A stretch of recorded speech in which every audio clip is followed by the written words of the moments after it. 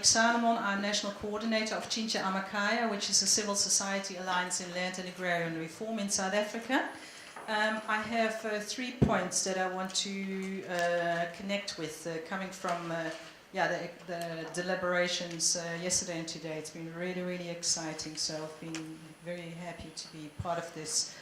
Maybe 3 points for action research or research activism or activist research, whichever way you like it. First of all, I want to connect with the call to get out of the agrarian ghetto. I want to respond to that. The second one is the call to get out of the South African ghetto, which I really, I think with the recent violent attacks against, hate crimes against Africans of foreign descent, I think we really need to get out of our South African mental ghetto. And the third one is the call for a sort of new left activist realism and beyond the sort of romanticized notions of particular modes of production.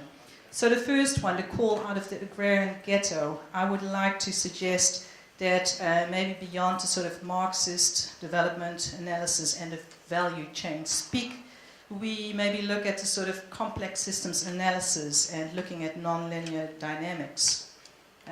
Maybe to look at what is it that we're looking at, if we're looking at sort of global dynamics that are impacting on the regions and the countries, that we have to have a better understanding of these systems and whether there are thresholds or tipping points that we can maybe catalyze.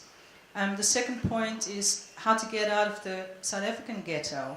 And I liked that introduction of Serge Sauer, who talked about the bricolage perhaps of making the connections with moments of change, and maybe instead of just saying think global and act local, to say think local and connect with what is locally appropriate and act global, and making the connections with other regions and opportunities for change. But also I want to warn against our own bricksness, and to keep an eye on the sort of hubness, what was it, who's mentioning this, Piper, the hubness of the countries, the BRICS countries itself in the regions where they are at.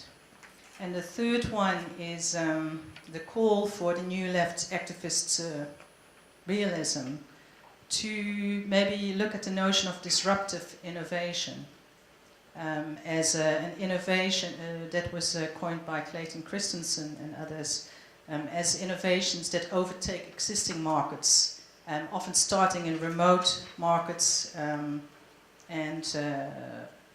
unimportant to mainstream, and that there are opportunities. Talking to Mark earlier, that amorphous entity called the informal sector is perhaps where an answer may lie, as an opportunity for disruptive innovation and to engage with what is happening in various localities to connect with that.